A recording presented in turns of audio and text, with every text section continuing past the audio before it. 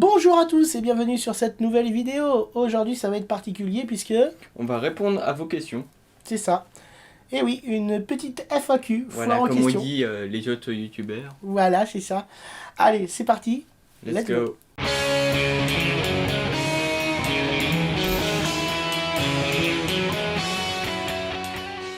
Voilà, donc la première question de nos internautes, qui est donc Midnight. Faites-vous du gaming? Alors, on en a fait en live. On en a fait en live, effectivement, mais jamais en vidéo, en fait. Jamais en vidéo, à vrai dire, pourquoi pas, peut-être un jour. Mais pour le moment, c'est vrai que c'est pas trop mon truc, le gaming, je tiens à préciser. Ouais, c'est plus pas... pour voilà, moi, c'est plus pour Tom que pour moi, puisque effectivement, moi, comparé à Tom, je suis pas vraiment gamer. Je laisse plutôt, on va dire, le soin à Tom dans sa chaîne de faire donc du gaming. Ensuite. Encore Midnight qui nous fait donc allez-vous partir faire de l'urbex, et c'est un défi apparemment qui nous lance. Ouais. Alors non, malheureusement non. Pour en fait une simple et bonne raison, c'est que l'urbex aujourd'hui est quelque chose d'illégal. Ouais. Voilà, faut le savoir. On n'a pas envie d'avoir de problème ou autre, même ne serait-ce que en fait c'est dangereux de faire de l'urbex. Je préfère en fait être sûr de faire des vidéos qui nous poseront pas de problème, voilà. Ouais. Ezio Tommy qui nous demande des vidéos de dégustation de prévues. Ça, c'est une bonne question. Oui. Alors, en fait, faut savoir qu'au départ, je faisais ce qu'on appelait vidéo dégustation comme les chips. Voilà. Ouais. Mais j'ai décidé en fait de tourner ça autrement, c'est-à-dire en version challenge. En fait, les vidéos dégustation, en fait, c'est des vidéos challenge. Challenge, voilà, c'est ça. Je trouve plus intéressant de le faire avec un défi derrière. Ouais. Avec un jeu ou quelque chose, voilà. Parce que simplement une vidéo de genre, oh je mange le Big Mac et puis voilà. Ouais, voilà, ça donne juste faim, tu vois. Voilà. Mais effectivement, il y en a d'autres de prévus, voilà. Courant de l'année prochaine. Courant de l'année prochaine, voilà. Un peu hardcore quand même. Ouais, un peu hardcore. Un peu hardcore. Xnate qui nous dit des vidéos paranormales, point d'interrogation. La petite question, la petite question. C'est vrai, c'est un peu lié à ce que tu fais dans la vraie vie, mais... Ouais, c'est un peu lié, mais malheureusement, en fait, disons que aujourd'hui, quand vous regardez sur YouTube, il y a beaucoup de choses qui sont fake. Il y a beaucoup de choses qui tournent. On ne sait pas réellement ce qui est vrai ou ce qui ne l'est pas. C'est vraiment dans le divertissement. Voilà, c'est surtout dans le divertissement. Ouais. Pour moi, je trouve qu'après, on rentre facilement dans une polémique. Ouais. C'est-à-dire qu'après, les gens vont nous dire « Ouais, c'est truqué. Non, c'est pas truqué. Blablabla. » Enfin, moi, j'ai envie d'éviter tout ça. Je vous le dis sincèrement. C'est pour ça que vidéo paranormale, peut-être à la limite vous expliquer 2-3 trucs sur, par exemple, comme l'effet Mandela, ce que c'était, par exemple, comme vous avez pu voir sur le live, où vous expliquez en fait qu'est-ce qu'un phénomène PVE ou autre, tu vois, un truc informatif, mais je pense pas qu'on fera effectivement à proprement dit du paranormal, parce que je trouve pas que ça va avec la chaîne réellement. Vous nous verrez jamais genre essayer de chasser le fantôme dans un... Voilà. Ezio Tommy qui est revenu et qui nous dit comment t'es venu le goût de la vidéo. Comment ça se fait que tu t'es mis à filmer? Alors, ça date d'il y a très très longtemps. Je vous le dis clairement, ça date d'il y a très très longtemps. C'est-à-dire qu'en fait, genre à l'époque où j'étais encore au collège, j'étais pas une personne qui était souvent avec des amis ou des proches, tu vois. Genre, j'étais vraiment renfermé sur moi-même, tu vois. Je faisais vraiment les trucs, genre, voilà, j'étais un putain de geek, j'étais sur mon ordinateur, je voyais personne. Les sorties, c'était, voilà, c'était même pas, fallait pas compter dessus. Et en fait, au bout d'un moment, quand t'es seul comme ça, tu te fais chier, voilà. Et tu t'es dit, tiens, je vais prendre une caméra, puis tiens, je vais filmer un truc. Et c'est venu comme ça. C'est venu comme ça. Alors après, c'est vrai que j'ai partagé ça il fut longtemps. D'ailleurs, j'avais appelé ça Slayers Productions à la base. Où vous pouvez retrouver donc effectivement certaines vidéos pour ceux qui ont ma page Facebook. Voilà, des pépites. Des pépites de ces trucs-là. D'ailleurs, une de ces pépites ont été diffusées sur la chaîne. Voilà. SOS Fantôme, n'hésitez pas à aller le voir là sur le petit i qui se trouve. Et là. À mon avis, on va refaire une vidéo, avec tous les fails des premières vidéos que j'avais faites l'année prochaine, certainement. Voilà. J'ai commencé donc à faire ma chaîne YouTube donc comme ça.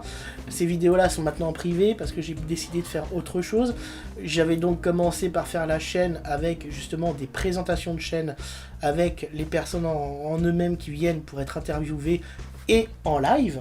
Voilà, Ouais. je faisais ça en live par facilité aussi, puisque je n'ai pas les compétences pour faire du montage vidéo, hein, même si j'en faisais à l'époque, mais je suis pas, voilà, je suis pas Tom. Hein, c'est clair et net, je suis pas Tom. Et donc automatiquement aujourd'hui, la collaboration qu'on a fait que vous avez ces vidéos là aujourd'hui et fait que vous avez tout simplement ce que vous pouvez regarder à l'heure actuelle. Et dans les projets futurs. Et dans les projets futurs. Alors, Alex le millénaire qui nous dit qu'est-ce qui t'a donné envie de faire une chaîne YouTube, la chaîne Death Slayers? Bon, je te laisse déjà répondre à la première question. Voilà. En fait, tout simplement le partage. En fait, j'avais envie de montrer mes délires et mes conneries.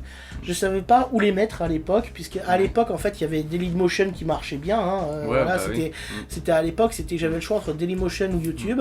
Beaucoup de youtubeurs ont commencé d'abord par Dailymotion, puis après... Après, il fallait savoir qu'à l'époque aussi, YouTube, on pouvait pas mettre de vidéos aussi longues. C'est-à-dire, il y avait Dailymotion qui autorisait la durée de la vidéo, mais YouTube à l'époque, on pouvait pas mettre de longues vidéos. On pouvait pas mettre plus de 15 minutes, je crois. Il fallait être donc YouTube membre à l'époque, tu vois. Partenaire. Et donc, j'ai réussi à devenir partenaire justement YouTube. Monétisé d'ailleurs en parlant de ça, hein. Chose qui n'est plus le cas maintenant puisque ça a grandement changé.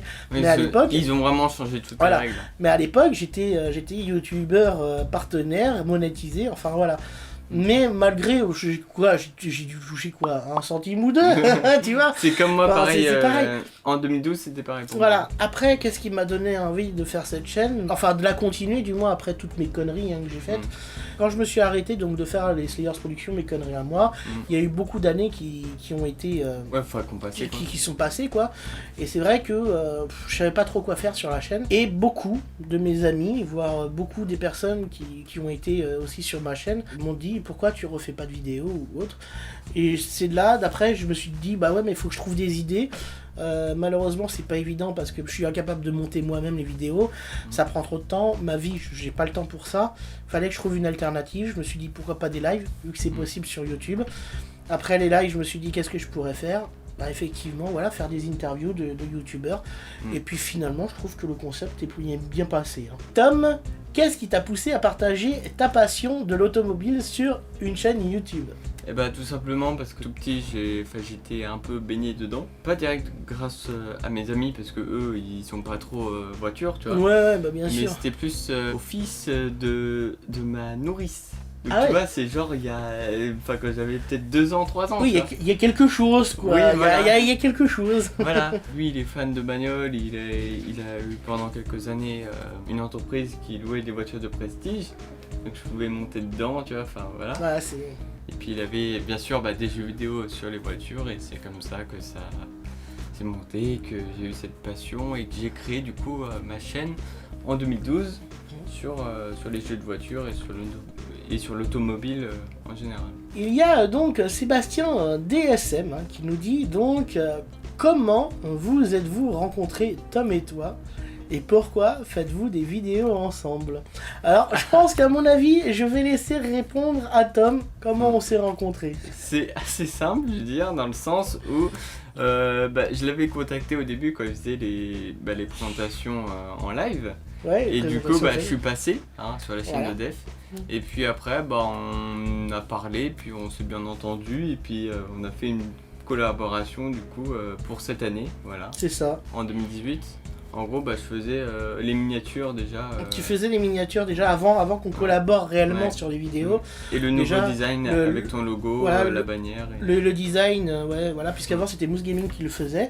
Après, donc la collaboration, elle avait plus trop le temps. Et puis moi, c'est pareil, de mon côté, il fallait que je trouve une personne, voilà. Puis une nouvelle patte aussi, parce que et puis automatiquement, Tom s'était gentiment proposé. Voilà, c'est comme ça qu'a commencé la collaboration. C'était déjà le design de la chaîne. Cette année, donc on a commencé en début d'année. En janvier, en janvier, on a commencé à collaborer, donc ça va faire vraiment 1 an.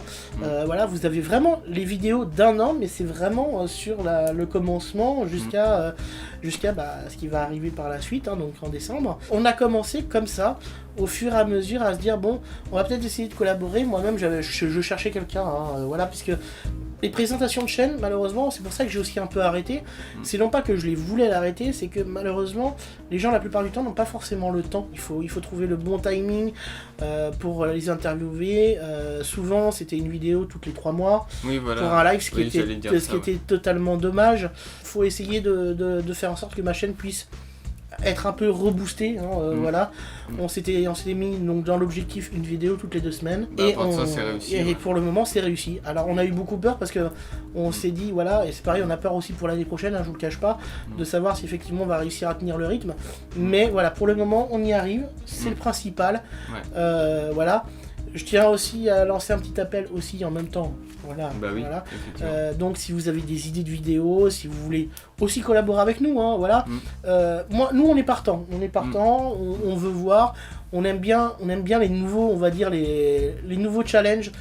C'est-à-dire on s'est testé à tout. On s'est testé au reportage, on s'est testé des courts-métrages. Les challenges, enfin, je veux dire, on essaye de varier un peu nos horizons pour voir ce qu'on est capable de faire aussi. On expérimente.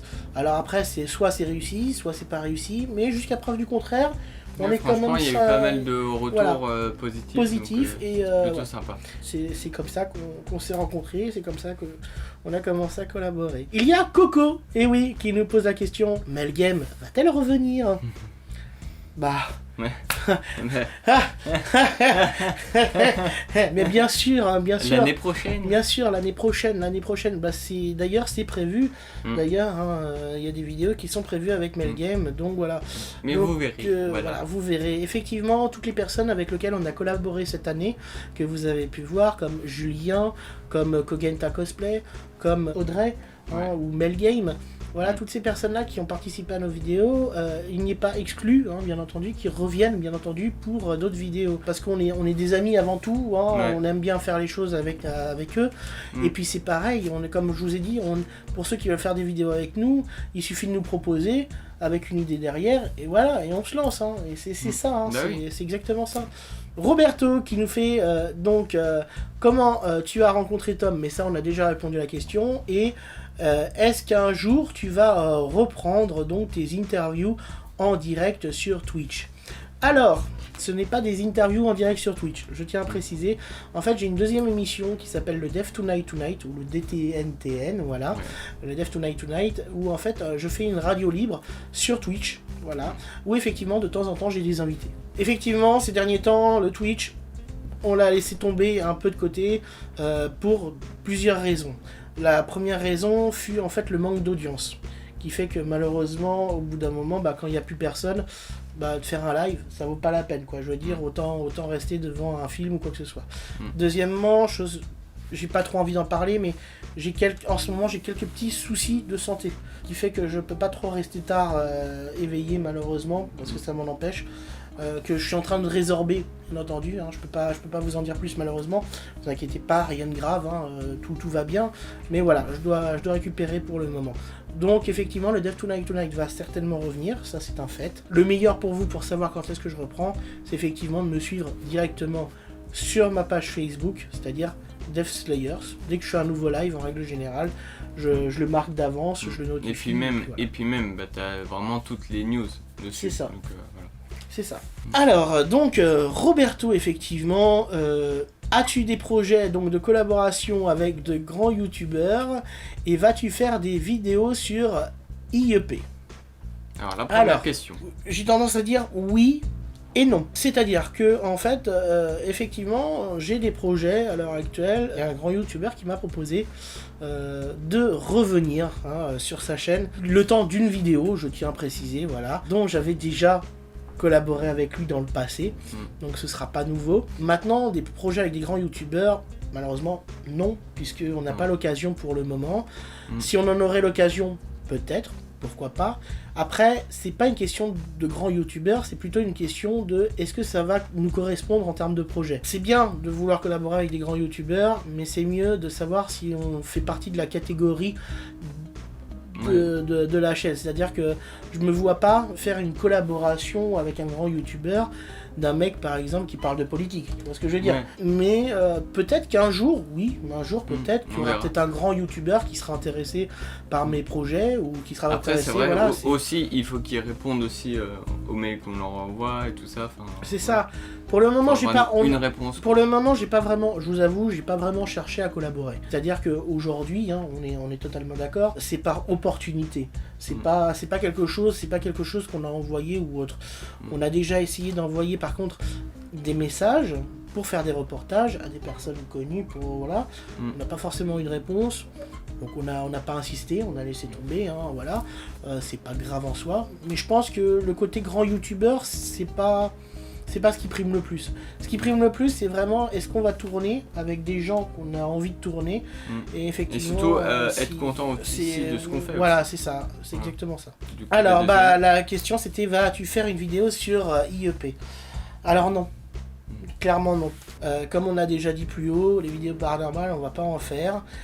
Et automatiquement, je ne vais pas faire une vidéo sur ce que je fais en professionnel, pour la simple et bonne raison que je suis soumis en fait à une clause de contrat de confidentialité. Donc je ne peux pas me permettre ce genre de choses, parce que mes clients automatiquement n'ont pas à se retrouver sur YouTube ou autre. Coco qui demande effectivement, peux-tu faire donc un top viewer? C'est quoi? Ceux qui regardent le plus. Voilà, alors, c'est ceux qui regardent le plus. Le problème, c'est pas que je veux pas, c'est que je ne sais pas comment faire. Pour la simple et bonne raison, c'est que n'importe qui peut me dire j'ai regardé toutes tes vidéos, tu vois ce que je veux dire? Enfin, genre, il y a rien sur YouTube aujourd'hui qui me dit bah tiens, telle personne ou telle personne regarde le plus tes vidéos. Il y avait un outil en 2014, mais qu'ils ont supprimé. Oui. Parce qu'en fait, c'est un outil qui permettait de voir en fait qui est-ce qui a mis le plus de likes, qui est-ce qui a mis le plus de commentaires, et t'avais un classement. Ouais, et en fait, à un moment donné, j'avais vu cet outil-là, je me suis dit tiens, pourquoi pas faire genre un concours pour celui top du mois, tu vois. Voilà, top viewer du mois. Et il y a YouTube qui a supprimé. Voilà. Parce qu'en gros c'était un peu trop, c'est un peu intrusif, je sais pas comment dire, mais voilà. Ouais, voilà, c'est intrusif. Ouais, voilà, c'est un peu intrusif, on va dire. Donc à mon avis c'est pour ça qu'ils ont supprimé cet outil, mais c'est dommage parce que c'était vraiment pas mal quoi. Du coup ça répond à la question, c'est on va pas pouvoir faire. Bah oui, parce que YouTube l'a supprimé. C'est ça. Lol. Ouais. Génial. Donc il y a Coco effectivement qui nous pose exactement la dernière question, voilà. D'où vient le pseudo Tom? Comment dire, comment tu t'appelles? Thomas. Ah bah tiens. Ah bah. N'empêche que je me suis pas fait chier. Voilà. Au plus simple. C'est pas comme Def, hein. On sait pas d'où ça vient, mais ça vient. D'ailleurs, d'où ça vient, Def? Ah bah tiens, très bonne question. Je sais pas, les abonnés le posent pas, donc. Vous aurez pas cette réponse. C'est dommage. Vous aurez pas cette réponse. C'est dommage. Voilà. Merci à tous d'avoir regardé cette vidéo, ce fut un plaisir, et oui, d'avoir répondu à vos questions. Et ça clôture un peu tout ça, puisque effectivement, maintenant, donc on va arriver au mois de décembre. Ouais, qui dit mois de décembre, dit bêtisier. Et oui, pour conclure et pour clôturer donc cette année, voilà, le mois de décembre sera consacré au bêtisier en 2 parties. Avant Noël et après Noël. Pour que au mois de janvier, on puisse repartir sur de nouveaux projets. Allez, merci à vous tous de nous avoir suivis depuis le début de l'année. Ciao, ciao tout le monde. Et à l'année prochaine.